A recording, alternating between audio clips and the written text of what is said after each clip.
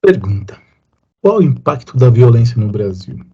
Se repararmos nos números e manifestações da sociedade, a gente tem um setor muito específico de classe média que exige segurança imediatamente. Mas a pergunta é: esse setor é o que mais sofre com a violência? Essas e outras respostas aqui, dentro do nosso canal, o Covil Sociológico.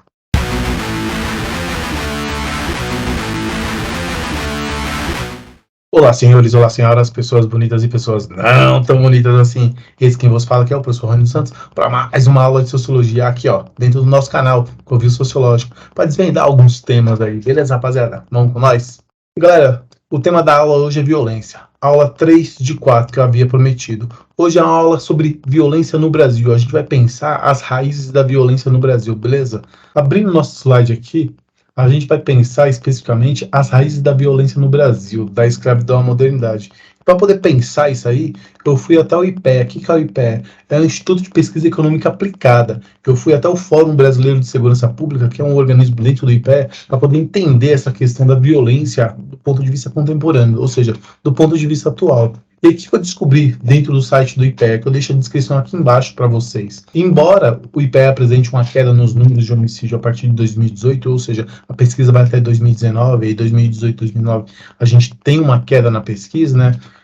Lá o site vai dizer que o Brasil acumula desde 2010 uma média de mais de 50 mil mortes por ano, isso até 2019, ou seja, todo ano morre mais de 50 mil pessoas. Eu também encontrei o quê? Eu encontrei que entre 2010 e 2019, a média de jovens mortos por armas de fogo é de quase 24 mil por ano. Entre 2010 e 2019, a média de homens negros mortos são de mais de 37 mil por ano. A média de mortes de homens brancos cai para quase um terço, são um pouco mais de 12 mil mortos por ano. Entre 2010 e 2019, o Brasil acumula uma média de mais de 3.600 mulheres mortas ao ano. Mulheres negras acumulam 2/3 desse percentual, ou seja, a morte dela sobe para 2.800 por ano, né? Portanto, se a gente for pensar aqui, cara, dentro desse percentual aqui, a população negra talvez seja a mais atingida, né? Isso aqui são números atuais, você encontra no site do IPEA. Bom, para a gente poder pensar esses números do ponto de vista histórico, como isso se constitui no Brasil, né? E aí a gente vai começar a pensar uma perspectiva sociológica a partir daqui para justificar esses números, né? A gente pode ir lá atrás, antes da descoberta do Brasil.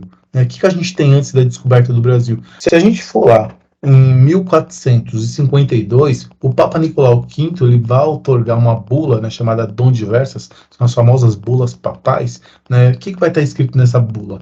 Outorgamos por esses documentos presentes, com a nossa autoridade apostólica, permissão plena e livre para invadir, buscar, capturar e subjugar sarracenos. Quem são sarracenos?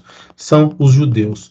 E pagães e outros infiéis inimigos de Cristo, onde quer que se encontrem, assim como seus reinos, ducados, condados e principados, entre outros bens, para reduzir as suas pessoas à escravidão perpétua. A igreja católica está falando, vá lá, escravizem os negros? Não, mas é esse documento que dá o aval para que as companhias marítimas do século XV, entre elas Portugal e Espanha, façam seus escravos.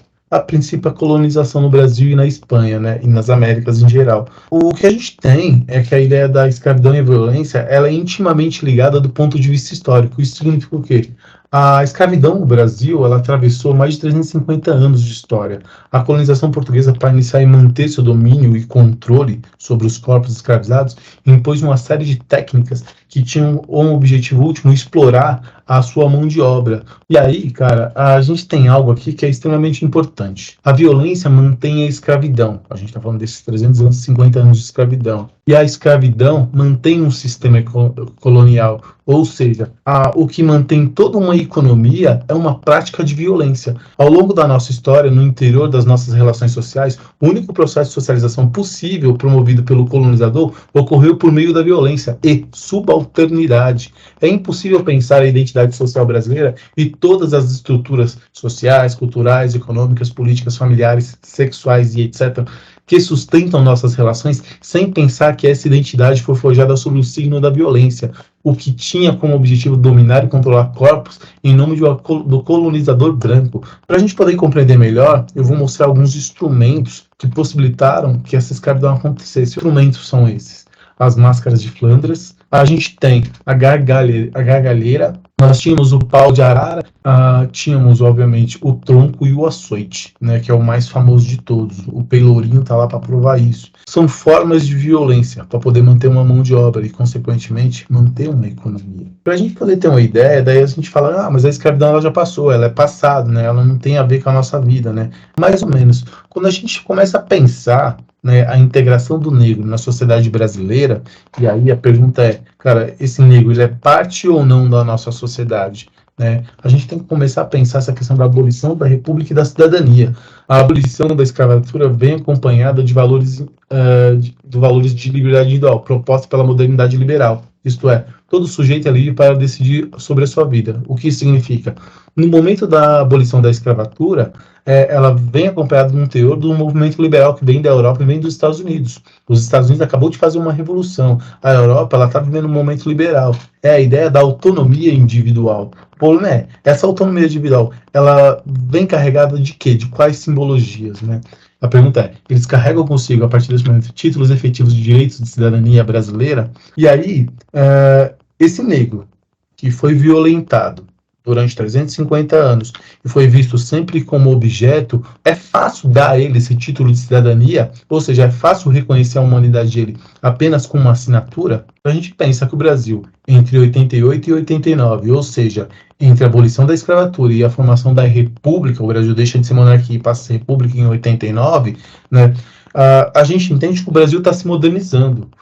República é o que há de mais novo em termos de invenção e tecnologia política que existe naquele momento. Ou seja, o Brasil está se modernizando, mas essa modernização ela depende muito de uma ideia de povo, ela depende muito de uma ideia de nação. E aí, portanto, o Brasil tem o suporte necessário para ser um Estado moderno. Do ponto de vista da teoria política, existem 3 elementos fundamentais que constituem um Estado: território, povo e soberania. O povo é um conjunto de pessoas que falam a mesma língua, têm costumes e interesses semelhantes e a tradição comum, e partilham da mesma nacionalidade. Pergunta é, qual é o lugar do negro como parte desse povo brasileiro, quando o tempo inteiro ele foi subalternizado ao longo desses 350 anos de escravidão? E não é só isso. Nessa passagem do século XIX para o século XX, essa ciência. E essa ciência ela vai produzir, do ponto de vista europeu, uma ciência racialista e racista. Né? Ela vai conhecer a chamada eugenia. A eugenia ela promovia pelo menos dois tipos de eugenia, né? A positiva e a negativa. A positiva era aquela da ideia de que os brancos tinham que se reproduzir mais que outras raças, porque eram raças superiores. A negativa era a ideia de que você teria que esterilizar as raças inferiores, no caso os negros, os índios. A gente tem no Brasil alguns autores, como por exemplo Oliveira Viana, que foi um sociólogo, Renato Kell, que era médico, Júlio Mesquita, advogado, jornalista, fundador do jornal O Estado de São Paulo. E aí alguns se propunham a eugenia positiva e outros se propunham a eugenia negativa. O Renato Kell, por exemplo, era médico, defendia a esterilização de mulheres negras para que elas não tivessem filhos. Aqui nesse momento, a eugenia, esse discurso eugênico, ele te dá uma condição que é inata, ou seja, você nasce com ela. Você é naturalmente inferior. Ou seja, a história do Brasil, ela é sempre olhada primeiro, né, por uma relação intrínseca da violência. A primeira é a violência física, a segunda é a negação da cidadania. Quando a gente começa a pensar em república, né, e aí essa coisa nova que eu falei para vocês, a república é uma inovação política que supostamente é acompanhada pela modernidade e pelo progresso. A modernidade tem em si, né, ou deveria ter em si, vir acompanhada de valores como liberdade e igualdade. Ao confrontarmos a ideia de um novo Brasil e sua efetivação, percebemos uma contradição: o Brasil real e o Brasil oficial. De alguma maneira, o que se quer dizer com o Brasil real e o Brasil oficial? O Brasil real é esse que realmente existe, né? Esse que é o dia a dia, esse é o povo lutando, é o povo trabalhador, né? É o homem negro que sai da sua casa para poder ganhar o pão de cada dia, ou a mulher negra, né? O Brasil oficial é o Brasil que está sempre mirando, por exemplo, a Europa, está sempre mirando uma faixa de superficialidade. O Machado de Assis vai classificar da seguinte maneira esse Brasil, né? O Brasil real é bom, revela os melhores instintos, mas o Brasil oficial, esse é caricato e burlesco, né? Porque esse Brasil oficial é o Brasil de uma suposta nobreza que a gente tem aqui, desses burgueses que acham que são nobres, né? Que ainda não entenderam que todos de fato têm que ser iguais e livres. Portanto, quando a gente pensa o impacto da violência no Brasil hoje, uma coisa a gente constata a princípio: ela atinge primeiramente a população negra, essa violência. Ou seja, a população que reivindica, essa população burguesa, branca, que reivindica segurança, ela está reivindicando, antes de qualquer coisa, uma segurança que ela mesma nunca propôs na sua história. Portanto, quando a gente começa a pensar essas questões da violência no Brasil, a gente vê que existe uma relação muito intrínseca entre escravidão e violência, preconceito, racismo e violência. E ainda assim, os maiores impactados pela violência são os próprios negros, devido a condições históricas, devido às nossas estruturas históricas. Deu para responder a questão aqui? Rapaziada, essa foi a aula de hoje. Agradece a atenção de vocês e até mais. E fica com nós aí para a próxima aula, beleza? Abraço.